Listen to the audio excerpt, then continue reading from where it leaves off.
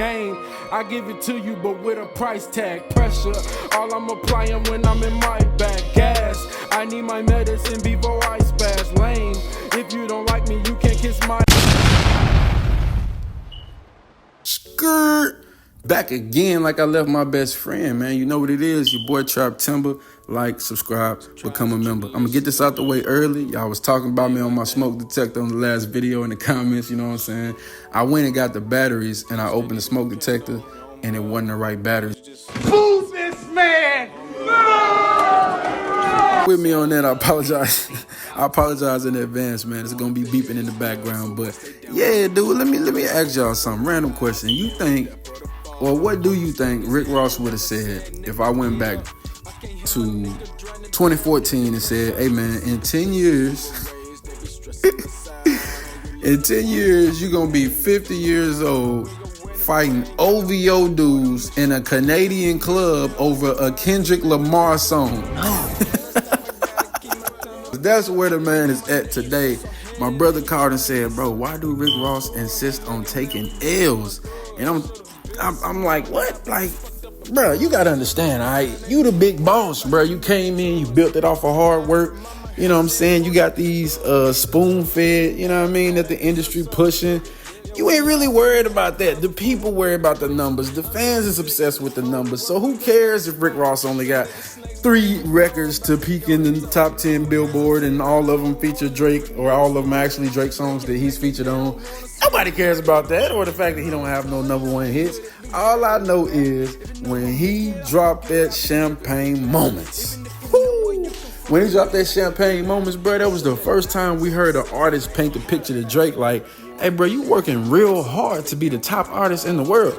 Like, you doing a lot of tours, you coming out with music more than anybody to be #1. Like, it looked kind of crazy. Maybe he ain't got as much money as we think he do." And they got to arguing about that. It just painted a picture of Drake in a certain type of way, aside from the BBL, aside from the white boy stuff. In my mind, as far as Drake versus Rick Ross, quote unquote, Ross was up. You know what I'm saying? I never really expected him to go bar for bar or want to go song for song like Kendrick did. So when Drake replied, it didn't really hit me that Ross, I guess he was kind of taking an L as far as, you know what I'm saying, Drake shot back at him. And then, you know, the Game replied, but... Stop it! Yeah, it's the Game. It was lame. He had like a 5-minute diss song. And I got another video talking about the Game, man. Just dropped that 2 days ago. Y'all go check that out. And I'm basically talking about how lame he is, how much of a clout chaser he is, why he wasn't at the pop out in the Super Bowl, covering all his antics and behavior. And luckily for me and everybody else, Rick Ross didn't even respond, bro. He made a IG response just flashing, like big old mansion somewhere by a swimming pool, Louis Vuitton bowl of cereal. He's like, "Hey, yo, y'all look thirsty, man. Is y'all hungry? Y'all ain't eating? Is y'all..." Just being Rick Ross. And in the sense of that, he was moving the right way. He got the song off, kind of chipped the armor. I never expected him to cut Drake's head off, but he definitely put a chink in the armor, you know what I'm saying? And then he just did his trolling thing. In my eyes, and to the people that probably was paying more attention to the Kendrick thing, it might have looked like Ross just slid off with a W, you know what I'm saying? Up until a couple days ago. I mean, it take a special type of clown to have some Canadians dudes looking tough, man, because this man went to Canada and got his peoples jumped on, you know what I'm saying? They was talking about it like he got beat up. I didn't see that. From what I seen, it looked like he's ready to throw down, but security did what they were supposed to do. And out of all the people to get punched by, he got swung on by. That's crazy, bro. Like, the irony is insane.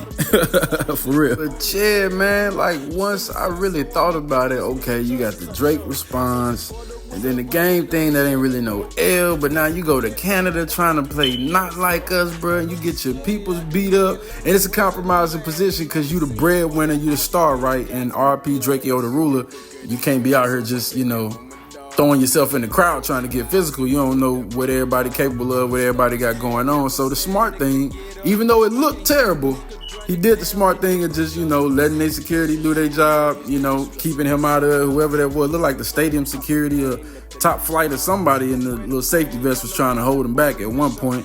And, you know, it looked crazy, though, because he's literally just standing there watching his homeboy get jumped.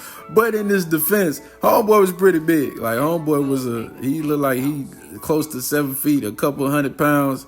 They was all some small dudes pushing and pulling on him and grabbing his hair and stuff. So he probably didn't take too much damage, man. I don't know. It just looked crazy. Bro used an interesting word. He said, why is he moving so uncouth?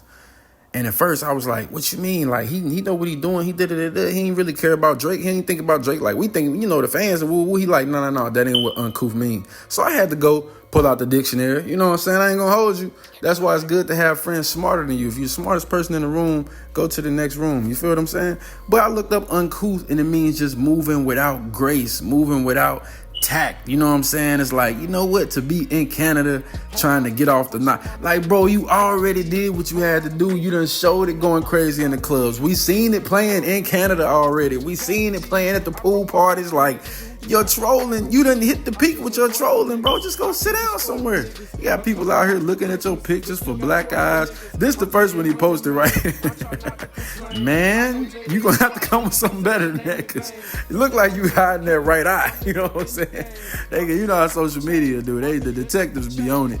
So he ended up having to post another selfie, bro, just to show. And yo, who is the black eye gang, bro? Like, 9 times out of 10, it's somebody who ain't never had a black eye. Because if you get in a fight, you're going to have why is that a thing, bro? Why do that matter? It's a black eye. Like, anywho, yeah, bro was absolutely right, man. There was no reason for that.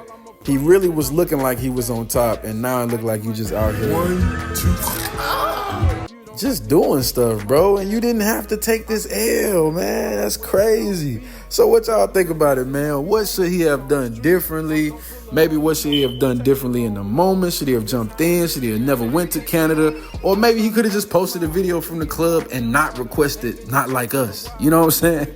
But let me know what y'all think, man. Like, subscribe, share. It's your boy Traptember. Become a member, man. We out of here to the next one. Oh, yeah, man. One more thing. Don't be out here moving uncouth, man. You know what I'm saying? Have some couth about yourself. Now, I got to go look that up to make sure I use that right. Peace out.